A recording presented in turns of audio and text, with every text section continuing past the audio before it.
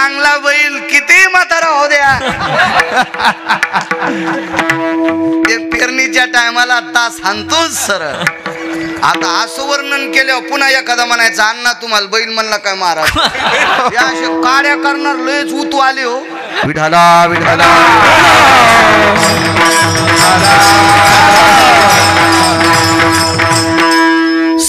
कोटी घर सोन्याची होती.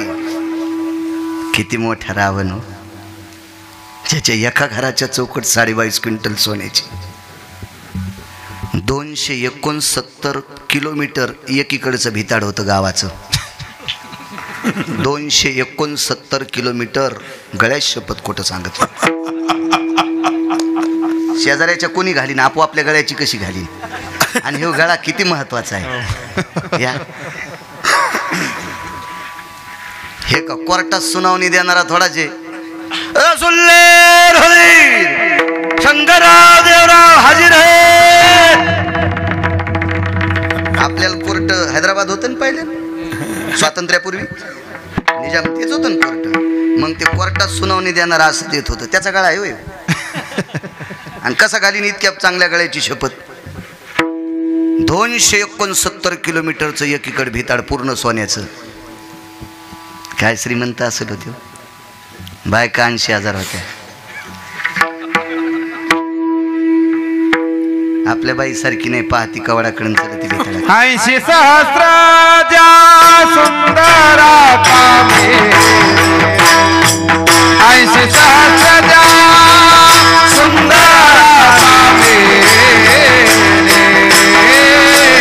माझी मुखराणी मंदोदरी, माझी मुखराणी मंदोदरी. 80 सहस्राच्या सुंदरा कामे, 80 सहस्राच्या सुंदरा कामे, माझी मुखराणी मंदोदरी, माझी मुखराणी मंदोदरी.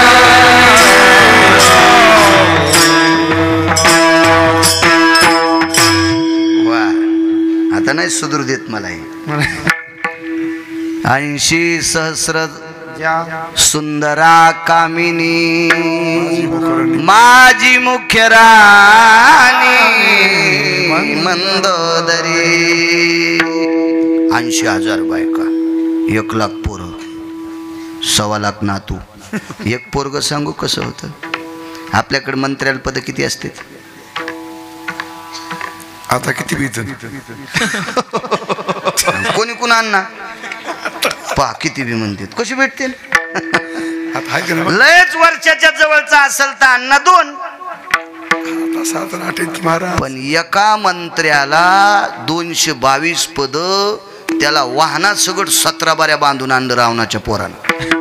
म्हणून त्याचं नाव सत्रजित इंद्रजित पडलं. इतकं दाढ होतं, इतकं दाढ.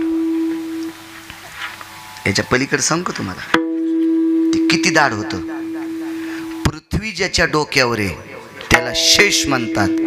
आणि शेष एवढ्या मोठ्या बलशाली पोराला पोरगी देत नव्हता.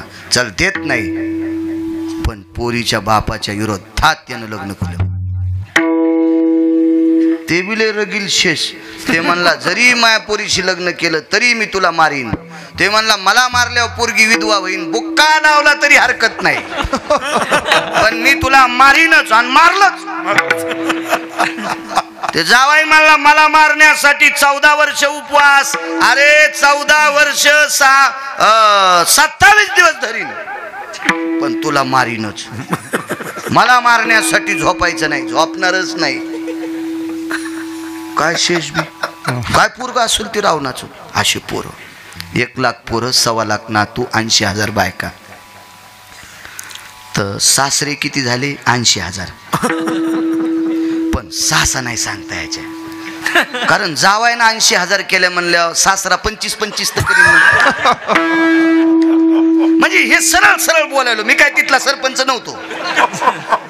चला रावणाला पोरं किती 1,00,000. मग ज्यांच्या बापानं 80,000 केल्या पोरायला 11-11 तर नातवायला 7-7. मग सगळ्याचं गणित लावा, आमदारकीला याला कोणाच्या पाया पडायची गरज होती का? एवढा मोठा श्रीमंत रावण, पण कर्मे रावण क्षय पावला. प्रतिज्ञा काय होते राजू? समुद्र गोड करीन, स्वर्गाला शिडी करीन आणि सोन्याला सुगंध देईल. तशा कल्पना नालायक होत्या, पण माणूस मोठा होता. ह्या कल्पना तिन्ही रद्द करण्यासाठी पंढरपुरातल्या मालकाला 14 वेळेस घाम आला. कारण ह्या कल्पना रावणाच्या रद्द करणं इतकं सोपं नव्हतं. कारण रावण रावणच होता. तुम्हा मला जन्माला घालणारा चतुरानन त्याच्या इथले देवदूत होता. प्रातायति संगर्भ जायते देवतार्चनं पुनितो ह्यो चतुराननं मिमजय क्रतुजन्याजनं भयो जज्ञिरे सर्वरूपेशे यद्भवे शास्त्रयं प्रमुखो मुच्यत यज्जायतेन विष्ट सर्वस्थितं कुलदेवता कुलाचारो शिष्टाचारो सम्मतो यज्जायतं सत्ययं ब्रह्माभय जायते. हे रोजचा कुलाचार करायला ब्रह्मदेव सत्य लोकातून येत होते. किती चतुर आहे ब्रह्मदेव? 2च वाक्यात सांगतो. माझ्या अंगठ्यावर जितके ठसे आहेत, पृथ्वीवर जितके देश आहेत, एकाही माणसाच्या ठसे माझ्या ठशासारखे नाहीत. हे तर तुम्हाला मान्य करावं लागेल. ऐका, इथं बसलेला याचा तरी ठसा माझ्यासारखा आहे का? नाही. किती चतुर असेल? पुन्हा एक चतुर सांगू का? 1,00,000 लिटर पाणी बसायची टाकी बांधा आणि त्या टाकीला डोक्याच्या केसासारखं छिद्र पाडा. काही दिवसाला टाकी रिकामी होती. पण एक उभी टाकी तयार केली आणि तिला 9 छिद्र पाडले, पण तिच्यातून मनानं पाणी बाहेर येत नाही. हे 9 छिद्र पाडले तिला 9. काय विद्वान असेल होते? किती विद्वान असेल, किती विद्वान. आणि तो विद्वान रावणाची तर देव झाला होता. काय श्रीमंत रावण तो. एवढी श्रीमंती त्याची. ह्या प्रतिज्ञा तिने खऱ्या करणार. पण पंढरपुरातल्या आणि काशीतल्या मालकाला माहित होतं ह्या प्रतिज्ञा चुकीच्या आहेत. आपली निसर्गाची पूर्ण व्यवस्था बदलून जाईल. रावणानं जर सोन्याला सुगंध द्यायला असता तर सोनं कुठं ठुलंय चोट्याला विचारायचं काम नसतं पडलं. वास घेतलं की कळालं असतं एका पटात सोने याच्यात चिरगुट आहे. चलो, एकच मुद्दा. फार अडचणीत हात घालणं काही निघत असते. दुसरा मुद्दा बघा.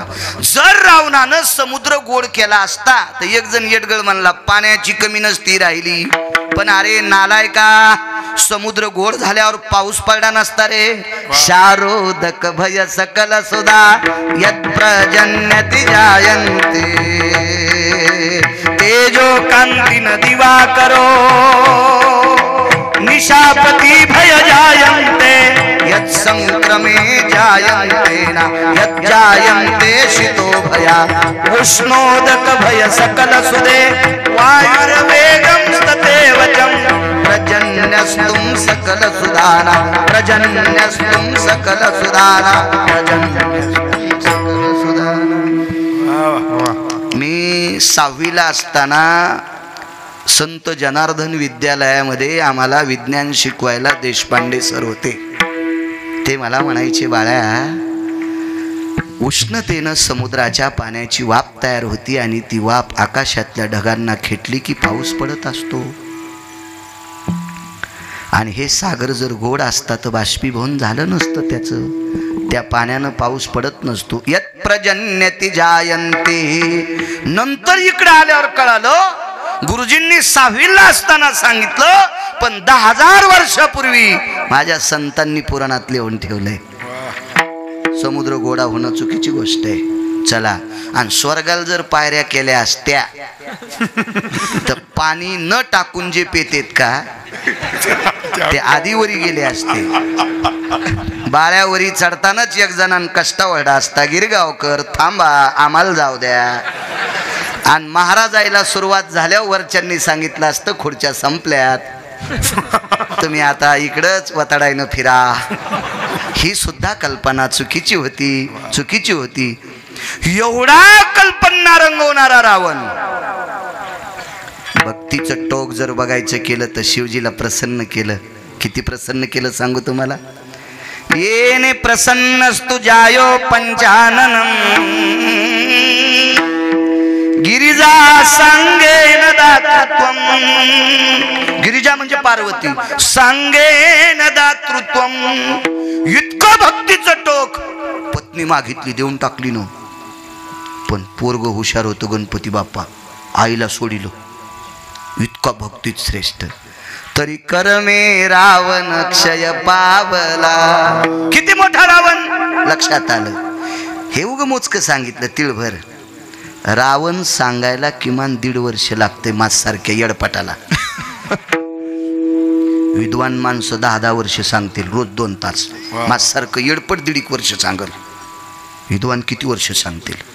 एवढा मोठा रावण, किती मोठ्या सीताई साहेब, किती मोठे राजा दशरथ, किती मोठे प्रभू रामचंद्र. पण कर्माच्या रेषेनुसार एका तिळा इतकं बाजूला सरकता आलं नाही. म्हणून पैठणचे मालक पहिल्या कडव्यात म्हणतात, प्रारब्ध क्रियमान संचितात भोग. प्रारब्ध क्रियमान संचितात भोग. भोगिल्याचे जाण तोड सुटे. भोगिल्याचे भोग तोड सुटे. प्रारब्ध क्रियमान संचितात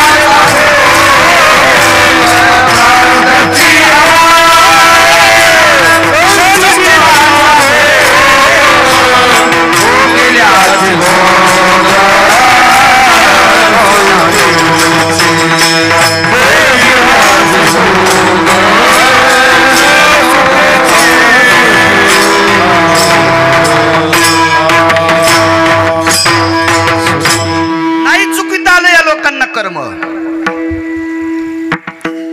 ज्या मालकापाशी कीर्तन सप्ताह आहे ना, त्या मालकाची एक परिस्थिती आहे का. 4 रावणापैकी एका रावणानं प्रभू रामचंद्राचं हरण केलं. कर्म सांगायलो, कर्म नाही चुकत, नाही चुकत. हरण केलं. आणि मग पहाटे भगवान प्रभू रामचंद्राला त्या नालायक रावणासोबत युद्ध करावं लागलं. पंढरपुरातल्या मालकाला, विष्णूचाच अवतार, युद्ध करावं लागलं. इतकं युद्ध तुंबळ झालं दोघातच. तो रावण प्रभू रामचंद्राला मारित होता आणि प्रभू रामचंद्र त्याला मारित होते. पण भानगड एक झाली सज्जनांनो, प्रभू रामचंद्राने बाण मारला की त्याच्या अंगातून रक्त पडत होतं आणि जितकी थेंब पडली तितके रावण तयार होत होते. ते 10 तोंडाचा सांग ना बरं मी. दुसरा 4 रावण होते, 4 त्याच्यापैकी एक. घरी गेल्यावर बघा मोठाले मोबाईल आहेत तुम्हाला, असं इचकायचं नुसतं. तुम्ही एरवी कसं इचकितात असं असं असं, तसं हे पण इचकान घरी गेल्या वेळ भेटल्यावर भेटा. काम बंद करून नका करू. मारावं तर जास्त तयार व्हाले आणि नाही मारावं तर बेटा आपल्याला मारायले. संकट येऊ, घामाघूम झाले. माणूस संकटात कोणाला हाक मारतं माहितीये का, अशी ठेस लागावा. आई ग, काय म्हणते माणूस, आई ग, मेवणीचं नाव घेत नाही. मी नाही म्हणायचो बरं का. आदरणीय पूजनीय कोठाळकर दादा म्हणायचे, साहेबराव महाराज कोठाळकर. आपली पात्रता पण नाही ते म्हणण्याची. मोठा काटा मोड्या काय म्हणतंय, आई ग, बाई ग, आई ग, इतकंच म्हणतंय.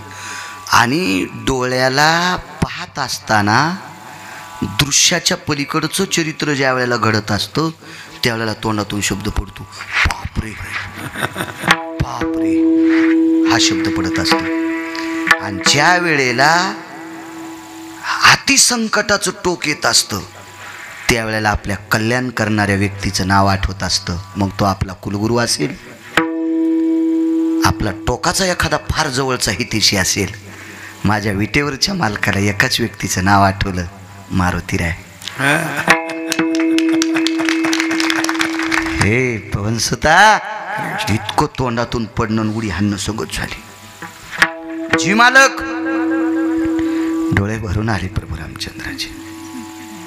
हनुमंता, अयोध्येचा कारभार कसा सांभाळायचा, कशी वाट लावायची, तू बुद्धिमत्तान वरिष्ठम, तुला कसं ठरवायचं ठरव बाळा. आता मी वाचत नाही. मारुतीराय म्हणजे तुम्ही, आणि कोणाला बोलायले, एका चिरंजीवाला मारुतीला बोलायले तुम्ही. मालकानं सांगितलं, अरे मी तुलाच बोलायलो राजा, हे वाचू देत नाही रे मला. हाना माझ्या देखता. काय हाणायचे? त्याला एक बाण मारला आणि जितक्या चिळकंड्या पडल्या त्या रक्ताच्या थेंबातून पुन्हा तयार व्हालीत. आणि नाही हाणावं तर ते मला हाणतंय. मारुतीराय म्हणले, मालक एक सांगू का, हा किती नालायक आहे. ब्रह्मदेवाला विचारलं तर याचा नालायकपणा मोजायला तराजू नव्हतं. पण नालायक जर पंढरपुरातल्याच्या हातानं मरत नसल तर एक समजायचं, त्याची बायको पतिव्रत आहे. बायको पतिव्रत आहे. पंढरपुरातल्या मालकाला बऱ्याच नालायक मारत असताना त्यांच्या बायकांची अडचण आली.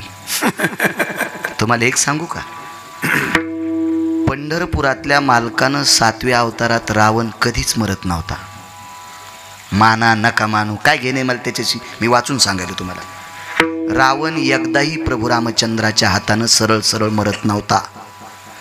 पंढरपुरातल्या मालकाला 2 लोक भायकावं लागले, एक त्याची बहीण आणि एक त्याचा सख्खा भाऊ. त्या तुटक्या नाकाचीच्या तुटलेल्या नाकाची होती ती, तिच्या डोक्यातला स्क्रू ढिला केला, जरा ढिला केला स्क्रू, आणि स्क्रू ढिला झाल्यावर ती दादाला म्हणली, दादा मला एक वहिनी आण. तेव्हापासून या लहान लहान लेकरायला ते गाणं शिकिते, दादा मला एक. काय रे सुदर्शन, असं असतोय? गुदगुल्या होत्यात तुला बी?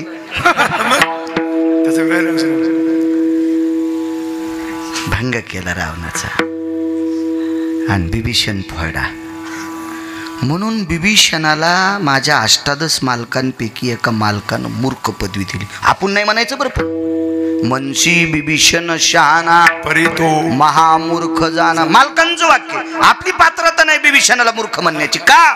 कारण आपल्यापेक्षा जास्त चांगल्या प्रतीचं भजन बिभीषण करत होता.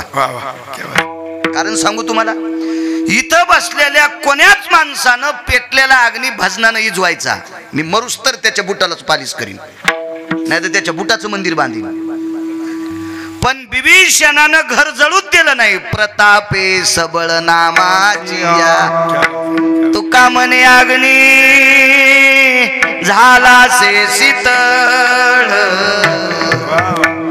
प्रतापे सबळ नामाची अख्खी लंका जळाली, पण बिभीषणाचं घर जळालं नाही. हा पुरावा ओरिजिनल शपथ पुरावा.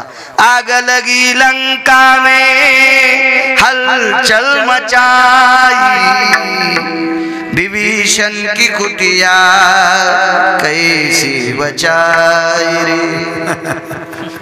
एकट्या घर विभीषणाचं घर जळालं नाही. का? तो भजन करत होता.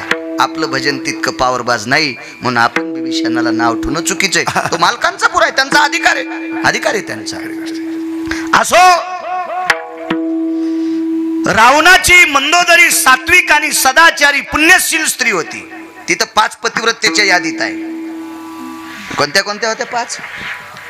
सीता, अहिल्या, तारा, द्रौपदी, मंदोदरी. ह्या 5 पतिव्रता. याच्यातल्या मुख्य 34 नायिका होत्या. हे कॉलेज मधले पुढचं त्याच्यातली एक सांगतो आता. त्या 34च्या यादीमध्ये सावित्री आली. पारनिरोर कंकनो भय जायते न दक्षिणाधिपती. ही दक्षिण दिशा आहे ना. पारनिरोर कंकनो जायते दक्षिणाधिपत्यम तेजो भय कांती दिवाकरम ममम ललाट प्रपलचम दातृत्वम दिहिमा. हातातल्या बांगड्या दाखिल्या, त्या बांगड्याच्या तेजानं डोळे दिपले आणि ते म्हणला, काय देऊ? मा नवरा नेलास ते वापस कर. आणि आणलाबाईनं यमाच्या दाढातून सत्यवान वापस, आणि त्यानं वापस दिल्या. मग आरती पेटिली आणि दोघांनं दक्षिणेकडे तोंड करून आरती गायली. आरती यमराजा बंधू सहेश नदी जा सोडवे पती माझा दक्षिणेचे राज्य तुला देवा कुमकुम दान ओ संगा मागते रे. याच्यातला मुख्य शब्द बंधू सहेश नदी जा. मग भाऊ मानलं. सामान्य ताकद आहे. त्या 34 मुख्य नायिकापैकी ती एक आहे. पुढे पुन्हा सांगणार आहे मी जेवढा वेळ भेटन. माझं मत आहे दुपार झाली की बैल सोडे पाहिजे चालेल. आणि कीर्तनकारानं 2 तास झालं की आपलं जे इठेल केलं पाहिजे. माणसं बेजार नाही केलं पाहिजे. हो ना. आपल्या टायमात चौकटीत लांबवायचं नाही. मारुतीराजांनी सांगितलं आईसाहेब अधिकारी आता. तर प्रभू रामचंद्र म्हणले आईसाहेब कोणाला म्हणायला? ह्या नालायकाच्या बायकोला.